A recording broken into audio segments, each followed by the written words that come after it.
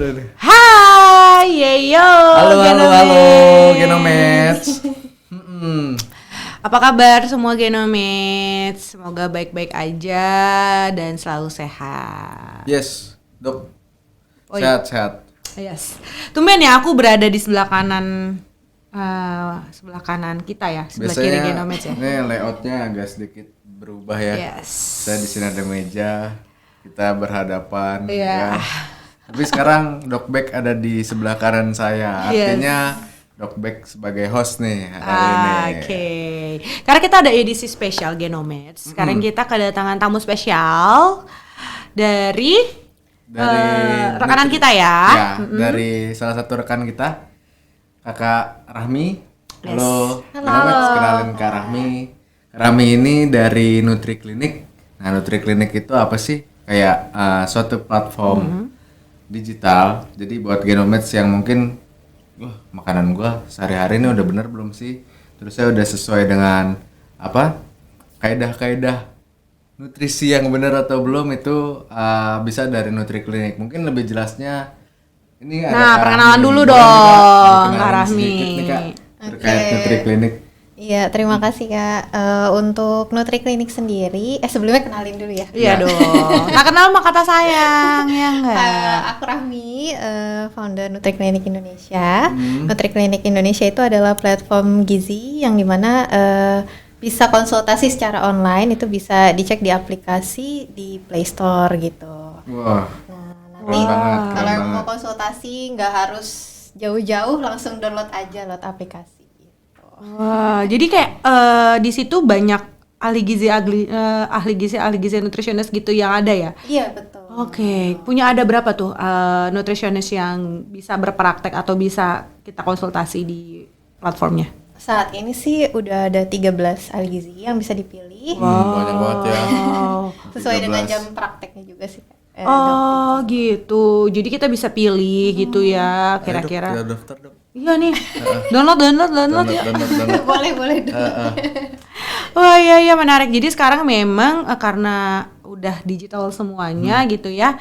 Jadi memang mungkin Nutri Clinic ini mendekatkan pelayanan gizi gitu ya, supaya lebih terjangkau, lebih cepat dan bisa kapan aja gitu ya, nggak kehalang jarak dan waktu gitu. Iya, sambil macet-macetan bisa ya.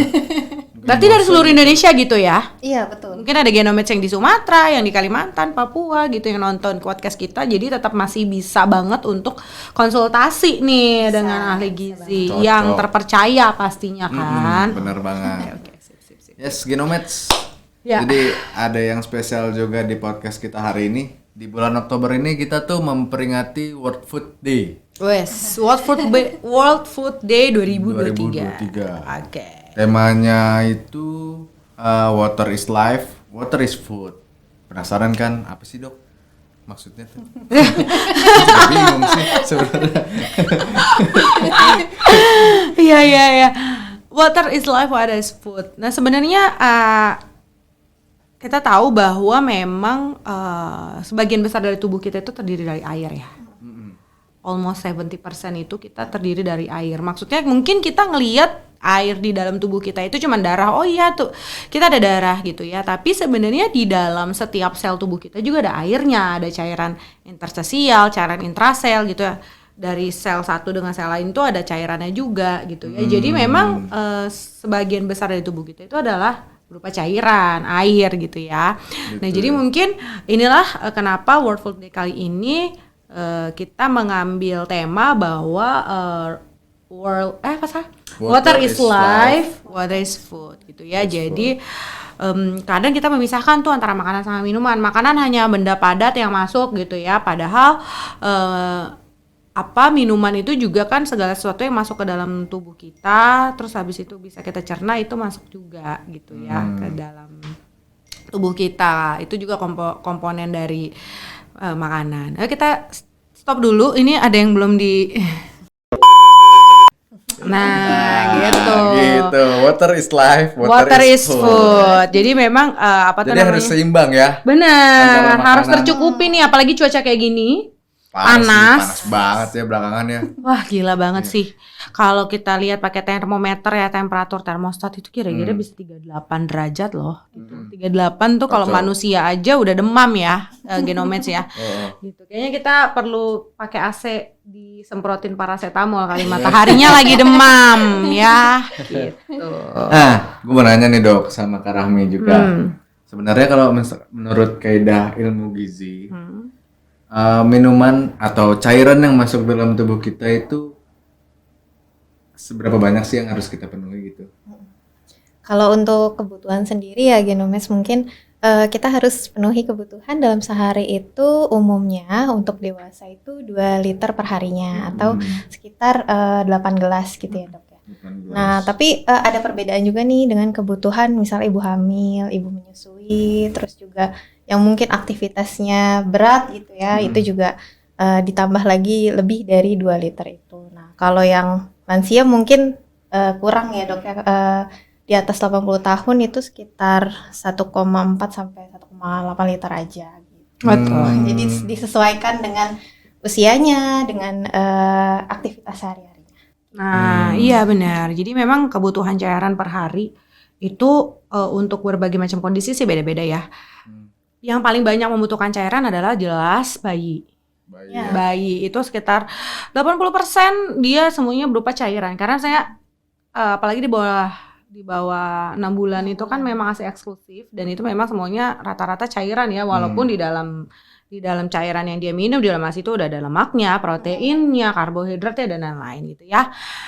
Nah, jadi sebenarnya kalau kita lihat secara grafik, jadi makin tua tuh sebenarnya kebutuhan cairan tuh semakin sedikit, gradually menurun kayak gitu ya. Karena memang tadi bayi itu sebagian besar tubuhnya juga masih cairan gitu ya, nanti semakin besar. Nah, itu rata-rata memang kalau kita ambil rata-rata kira-kira berat badan. Kenapa 2 liter? Karena rata-rata itu adalah 30 sampai 40 cc per kilogram berat badan. Gitu. Jadi rata-rata kalau kita ambil 70 berat badannya gitu ya, kalau 30 ya sekitar 2 literan gitu. Gitu rata-rata gitu. Biasanya kita hitung rata-rata berat badan 70, maka dapetnya 2 liter atau 8 gelas. Nah, somehow tapi Genomeds jangan salah, 8 gelasnya jangan 8 gelas yang mana gitu ya. 8 gelas yang ukurannya 300 cc gitu ya. Kalau kita minumnya itu gelas air mineral yang cuma 240 ya kira-kira kita butuh 9 sampai 10 gitu ya. Jadi kalau kita pakai tumbler yang yang 1 liter ya kita butuh 2 tumbler. Ya kayak gitu ya. Jadi 8 gelasnya itu adalah 8 gelas yang 300 cc. Kira-kira 8 gelas yang gelas-gelas belimbing gitu-gitu deh gitu. Karena zaman dulu rata-rata orang Indonesia pakai gelas belimbing. Jadi 8 gelasnya gitu ya, that's right. Jadi kita ngambil acuan yang paling gampang dan paling mudah didapat di masyarakat juga ya. Iya, sekarang itu kan berlaku, Kemenkes membuat itu berlaku untuk seluruh orang Indonesia. Jadi semakin mudah diinterpretasikan gitu ya. Ya, tapi jangan entar gelasnya gelas Loki ya. Kurang. Beda dong. Itu beda. Cangkir teh. Ada kalau gue di Surabaya tuh kita ada ini gelas jumbo yang besar gitu. Iya. Kalau 8 Kembung gelas ya. bener guys. Kembung. Skip ya tadi intermezzo aja. Nah, ngomong-ngomong itu soal cairan. Gimana terkait makanannya nih Kak Rahmi?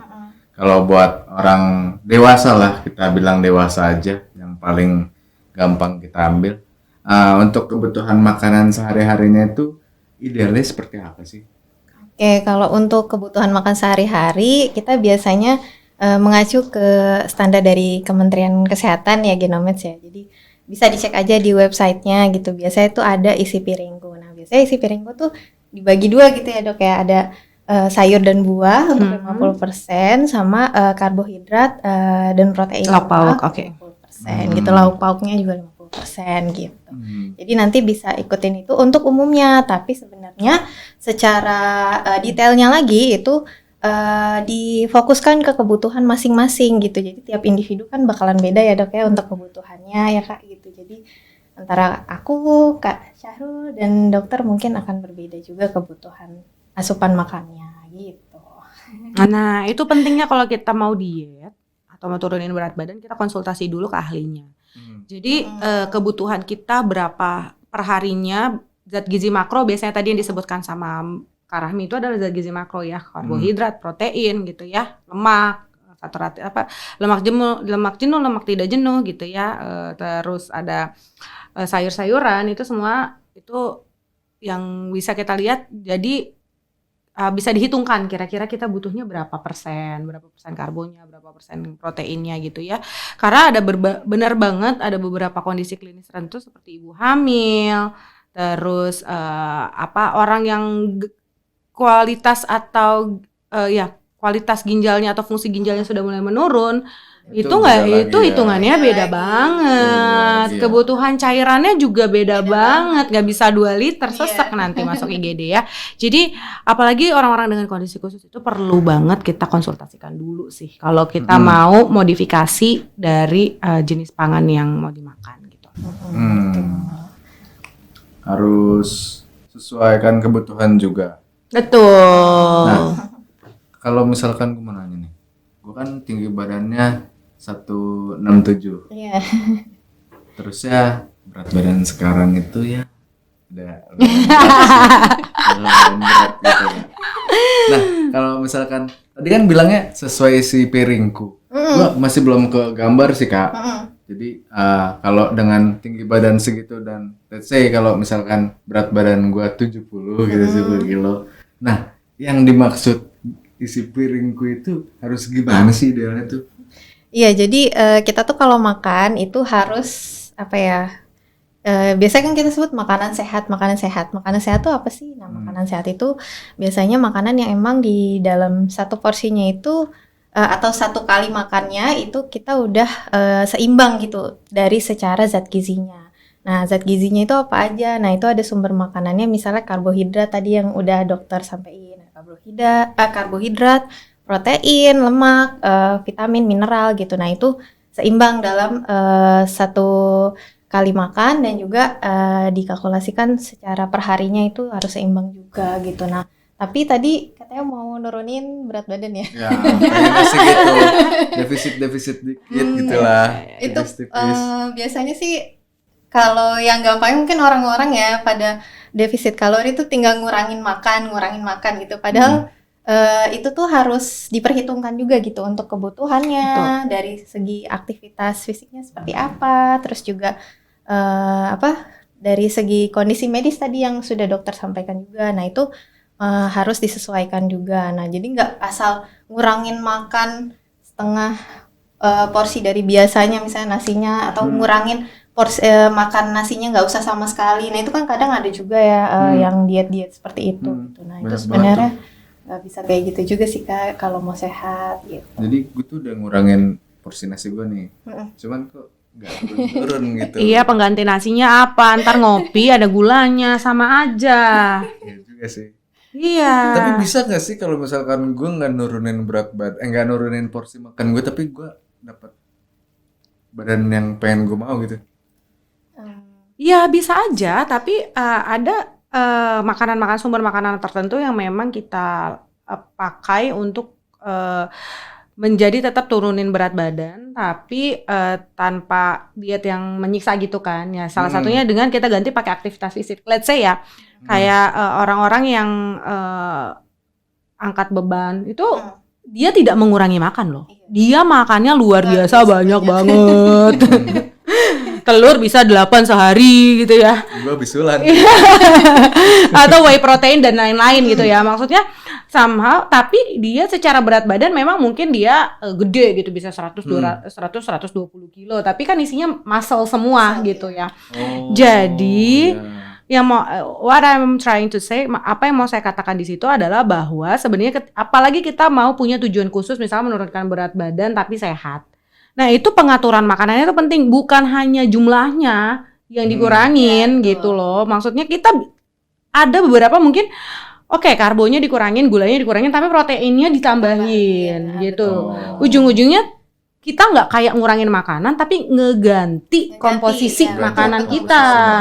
Iya, jadi nggak melulu tentang defisit kalori, ngurangin makan, diet itu bukan Diet itu sebenarnya Bukan ngurangin makan. betul, bukan definisinya adalah pola makan Pola gitu. soal pemilihan makannya. Yes, betul banget Genomatch. Jadi please kita shifting pengertian kita bahwa diet adalah mengurangi makan. Tidak, diet itu adalah pengaturan pola makan. Ada yang dikurangin mungkin gulanya, karbonya, karbo yang refined sugar gitu ya, kayak kayak gula-gula dalam kemasan dan lain-lain. Itu mungkin pasti disuruh seluruh dunia pasti bilangnya less loh, bukan tidak karbo ya. Pasti dikurangin atau diganti sumbernya menjadi karbo-karbo yang lebih kompleks misalkan. Jadi kayak diganti ya apa tuh oat dan lain-lain misalkan gitu ya. Tapi pasti ada sesuatu komponen yang harus ditambahkan dalam piring kalian. Mungkin proteinnya, mungkin fibernya atau apanya lah ya, tergantung nanti kondisi kalian gitu loh. Jadi diet tidak melulu mengurangi makan. Tidak melulu nggak makan itu ya. Yes. Iya, betul. Jadi tetap boleh makan Genomatch. Iya. Tapi harus diatur. Betul, Jangan komposisinya berlebihan. yang dibenerin. Iya. Nah, menarik juga kan kayak ada sekarang ini ya banyak lah di masyarakat diet. Inilah gue lagi diet ini gak oke katanya. Tapi ada malah kok gue malah jadi rontok, jadi cemas. Itu bener gak sih sebenarnya, Kak? Benar banget sih Kak Syahrul. Jadi Genomatch mungkin ada juga beberapa yang punya pengalaman seperti itu. Tapi mungkin juga kalau bisa jangan gitu ngalamin hal-hal seperti itu, karena lagi populer banget nih banyak diet-diet ekstrim, terus juga jalan pintas kayak misalnya suntik glutathione gitu, tahu dok? Itu. Jadi biar cepat kurus suntik itu, terus obat pelangsing misalnya. Nah itu bakalan bikin bukannya bikin kita kan mau diet untuk sehat, mengurangi berat badan tapi kita sehat, bugar gitu ya. Tapi ini malah jadi nambahin masalah baru gitu, yang tadinya nggak ada malah jadi ada gitu. Jadi kalau bisa jangan ikutin tren-tren seperti itu gitu. Iya, benar banget sih. Bener dok. Benar banget. Jadi ada beberapa sering seliweran ya di FYP atau segala macam. Diet ala Korea gitu misalkan ya. Jadi sehari cuma makan apel sama minum air putih Genomatch ya. Jelas apel itu isinya karbohidrat sukrosa ya, dengan vitamin mineral. There is no protein there, nggak ada protein sama sekali. Padahal tubuh kita itu zat protein itu, waktu saya keluar dari saya SD IPA, pelajaran IPA sampai saya lulus dokter, tetap protein itu adalah zat pembangun yang memang sangat diperlukan. Bahkan di setiap sel kita itu dibungkus oleh lipoprotein. Ada lipid dan ada protein. In which berarti tubuh kita itu butuh lemak dan butuh protein. Kalau diet-diet kayak gitu jelas itu tidak ada lemak dan tidak ada proteinnya, saudara-saudara gitu ya. Itu tapi kurus sih. Tapi kurus. Tapi like a zombie. Tapi kasihan, maksudnya pasti akan jadi sering sakit. Tadi rambutnya rontok, lebih cemas, atau bahkan sering kedinginan, dikit-dikit tuh kedinginan gitu ya. Pasti karena memang kedinginan kesepian dong. Nah, ya bisa. Kesepian dari protein. Kesepian dari protein. Nanti justru yang masa ototnya yang malah turun kalau diet-diet kayak gitu sih. Kita takutnya itu. Gak bagus ya. Gak bagus ya. Kak, jangan diikutin yang kayak gitu. Jangan diikutin, please. Udah, diet yang benar itu ada diet seimbang, diet gizi seimbang itu udah paling oke deh. Seluruh dunia juga kita tanya semua dokter gizi, nutrisionis, semua pasti bilang diet yang terbaik adalah diet gizi seimbang. Gitu. Kak, tapi kalau dari Nutriklinik tuh banyak yang suka aneh nggak sih? Keluhan-keluhannya gitu? Keluhan tuh banyak sih Kak. Jadi di Nutriklinik itu kan emang kadang kita membebaskan klien kita untuk curhat. Membebaskan klien kita untuk bercurhat, terus jadi kadang dari situ suka ada cerita-cerita gitu dari beberapa klien. Nah, salah satunya itu tadi yang tadi Kak Syahrul bilang ya, ada yang cemas, terus juga rambut rontok gitu. Nah, itu ada beberapa efek samping lainnya. Bahkan ada juga yang berjerawat gitu dok. Jadi misalnya tadinya nggak jerawatan tapi mau naikin berat badan, nah itu nggak sesuai aturan, akhirnya dia makan telur berapa banyak gitu sehari gitu, jadinya sama banyakin makan yang manis-manis gitu supaya cepat gemuk gitu kan. Nah tapi malah jadi jerawatan. Terus juga karena cemas tadi juga disebabkan karena dia diet ekstrim gitu. Jadi dietnya itu di bawah 1.500 kilokalori, yaitu 1.000 kalori. Nah itu ditambah lagi dengan obat diet gitu. Nah itu dia jadi ngerasa cemas dan dia harus konsultasi lagi akhirnya ke dokter spesialis kejiwaan gitu. Mudah-mudahan klien-klien Enggak, itu klien, maksudnya itu orang lain. Genomed semua di sini sehat semua karena udah nonton podcast kita, jadi udah tahu bagaimana cara nurunin atau naikin berat badan secara aman dan baik. Tapi emang amannya? Enggak, gue bingung deh. Tadi dia bilang 1.500 apa tadi? kalori per hari. Itu emang normalnya orang hidup tuh itu berapaan sih? Berapaan? Iya. Maaf ya guys. Kayak harga ya saya. Karena dia ada angka tersebut. Oke. Kalau kan gue bingung nih acuannya, kenapa kok 1.500? Memangnya kalau dewasa itu kebutuhan dasarnya itu berapa sih? Nah, itu masing-masing sih beda ya.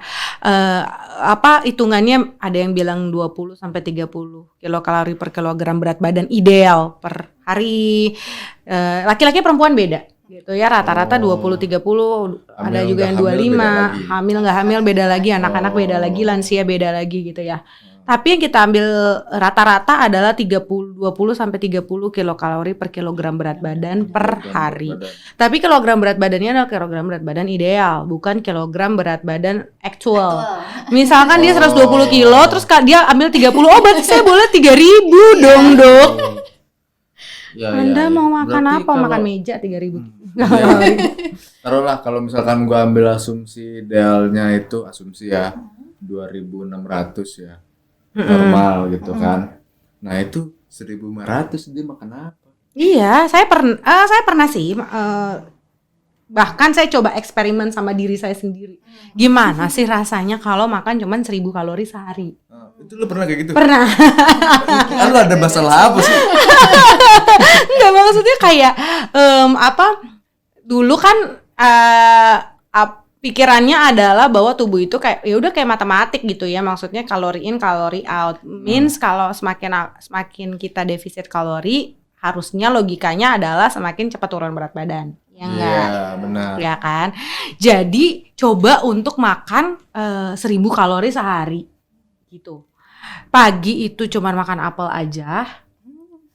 Ya, sama kopinya itu pun tanpa gula pagi itu, terus siangnya makan 3 sendok makan nasi, satu ayam goreng sama tahu. Terus sorenya itu hanya minum susu diet. Ya. Enak tuh hidup kayak gitu. Enggak. Dan enggak turun. Jeleknya enggak turun. Nggak turun. Jadi kalau klien kakak itu turun berat badan gitu? Enggak turun. Nggak turun juga. Jadi udah ngerasa tersiksa, tapi yang pengen ditargetinnya nggak dapet gitu. Yes. Nah, jadi memang metabolismenya memang jadinya kalau dia terlalu ekstrem seperti jadi gini, tubuh kita itu kan punya defense mechanism. Mekanisme pertahanan diri. Jadi ketika yang tadinya makannya biasa terus tiba-tiba dia makannya kayak gitu, dia tubuh berpikir wah ini sedang ada bencana starving, kelaparan. Nah, jadi secara tiba-tiba atau secara adaptasi atau usaha pertahanan tubuh gitu, dia biasanya memang kayak melambatkan metabolisme dan lain-lain. Dia berusaha, ini adalah ancaman. Jadi dia berusaha untuk terus bertahan hidup. Gitu loh. Jadi gitu memang jadi memang somehow kita kalau yang benar itu dietnya adalah ya tetap makan makanan yang sesuai. Maksudnya kita tipu diri kita. Ini masih baik-baik aja kok, tapi aktivitas fisik ditambahin kayak gitu, atau komposisi tubuhnya tetap misalkan 1.000, misalkan biasa perempuan 1.500, 1.800 ya. Iya. Paling 10% lah kita kurangin tuh defisit kalorinya. Jadi tubuh kita ini masih aman-aman aja, cuma lapar-lapar dikit gitu. Jadi lama-lama turun. Kalau dia benar-benar turun sampai yang 1.000 kalori, drastis itu. Makanya ketika puasa, pasti kan kalian makannya kalau ketika kita puasa paling kita makannya memang jadi cuma 1.000, 1.200 kali ya. Kamu terus Oke. Nah, kayak gitu. Jadi biasanya juga turunnya juga nggak drastis banget, nggak pernah sih sampai turun 10 kilo gitu sih. Gitu. Iya betul dok, setuju. Kalau itu apa Kak di Nutri Klinik sendiri selain kita bisa curhat gitu ya, curhat biar lebih nyaman katanya Yes. gitu.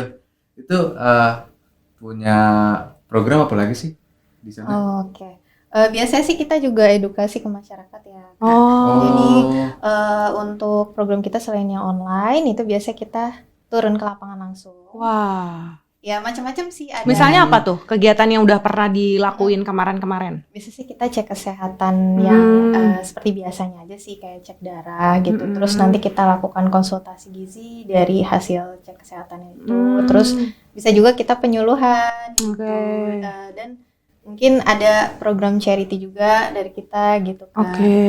Beberapa orang gitu kayak gitu. Jadi ya lumayan ada kegiatan juga lah untuk secara offline-nya. Keren banget ya. Iya, itu keren banget loh. Maksudnya, jadi itu kayak misalkan timbang tensi kayak gitu-gitu ya, Iya, antropometri betul. gitu Iya, ya, betul, tinggi dok. gitu-gitu. Terus nanti status gizinya dilihat. Oh, kamu misalkan kurang ini gitu-gitu ya. Iya betul. Jadi nggak melulu soal menurunkan berat badan ya kayak. Enggak. Terus itu usia yang bisa kita konsultasiin ke Nutri Klinik tuh misalkan kayak anak-anak gitu, kayak kan Kak ada anak-anak yang susah makan terus sama dokter anaknya, aduh anak saya harus kejar BB nih kayak gitu, itu juga bisa kita konsultasiin ke Nutri Klinik ya. Bisa banget dok. Jadi di kita itu nggak ada batasan usia. Jadi misalnya memang anak-anak kan belum bisa pegang handphone biasanya. Ya biasa orang tuanya. Orang tuanya kan yang konsultasiin gitu, atau mungkin orang tuanya yang punya masalah tapi nggak bisa megang handphone gitu. Ya, anaknya lansia gitu konsultasi. intinya. Jadi nggak Oke. masalah, siapa aja bisa. Nah, Genomeds itu ternyata bisa. Jadi kayak how to prepare your meal, kayak gimana sih caranya masakan apaan sih supaya anak saya GTM nih misalkan gitu. Terus Iya. mau kira-kira makanan apa yang high kalori tapi bisa langsung ngebooster BB anak, itu bisa kita konsultasiin ke Betul, situ bisa ya. banget. Dan kita juga meal plan-nya nggak ribet-ribet dok. Jadi bisa kita cari di sekitar kita, bisa kita masak di rumah gitu. Jadi nggak yang western food aja kan, rata-rata kalau diet kan suka betul. western food dan lain-lain. Dan kebetulan dengan World Food Day ini juga kan mencanangkan pangan lokal juga ya kalau di Indonesia kan ya. Jadi kita bisa dengan menggunakan bahan pangan yang ada di sekitar kita. Iya benar, apalagi empasi tuh kan. Iya. Jauh-jauh nyari salmon, padahal ikan kembung juga bagus gitu, iya nggak sih? Enak apalagi di Ikan Pesmol. kerok. Di Pesmol Ikan enak masuk banget angin. tuh, ikan kembung. Bener. Iya, banget iya. sumber Ikan tongkol, tuna juga ada gitu ya. Jadi kita nggak usah capek-capek perlu salmon, Katanya butternut squash. Iya. Susah Repot ya. ngomongnya Ikan juga. dori padahal ikan patin. Iya, kayak ikan lele juga bagus Iya, ya bagus gitu. Gitu, oke. Wah, gila, gampang banget ya. Jadinya segala sesuatu yang emang kita pikir susah bisa sangat dipermudah gitu ya. Oke. Gak kerasa ya. Kita Ya, ngobrol dari tadi panjang ngobrol-ngobrol lebar ya. luar biasa banget narasumber kita dan bintang tamu kita hari ini, Pak Rahmi. Terima kasih atas sharing-sharing ilmunya. Jadi buat teman-teman Genomeds, kita juga mau info nih untuk pemeriksaan nutrigenomik kita ke depannya juga bisa diakses dari Nutri Klinik, dari Nutrik.id ya kayak Nutrik.id. Nutrik.id.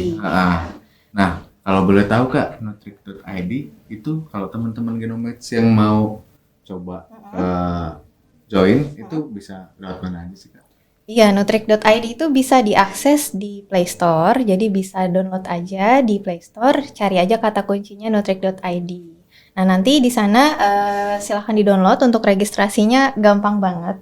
Tinggal sambungin ke email atau mungkin bisa dari email sendiri nanti verifikasi. Terus nanti setelah itu langsung aja gunain fitur-fitur yang ada di sana dan konsultasikan gizi Genomeds semua di sana. Nah, nanti kalau misalnya memang mau cek nutrigenomik tadi ya, itu bisa banget nanti lewat nutrik.id, nanti akan dapat hasil report untuk tes genetiknya, dan nanti kita akan sesuaikan meal plan-nya dengan data yang sudah dilakukan tes tadi, tes genetiknya tadi gitu. Jadi lebih valid gitu dong. Presisi dong. One stop service ya. Yes. Dengan dan tentu maksudnya sudah ada dasar ilmunya ya. Betul. Maksudnya nggak kira-kira dan lain-lain kayak gitu. Gitu Genomeds. Menarik gue. Keren banget. Pokoknya Genomeds pantengin terus informasi tentang pemeriksaan nutrigenomik. Nutrigenomik itu apa? Itu bisa Genomeds dapat juga di Instagram kita di @genmi_by_kalbe Dan atau @nutrigenmi. selain itu juga ada di TikTok kita juga di @genmi_by_kalbe. Terus Twitter juga kita ada. X sekarang namanya. Sekarang X ya. Padahal, ya, Di udah X lah. kita juga ada. X. Sama website kita juga di genmi.id gitu.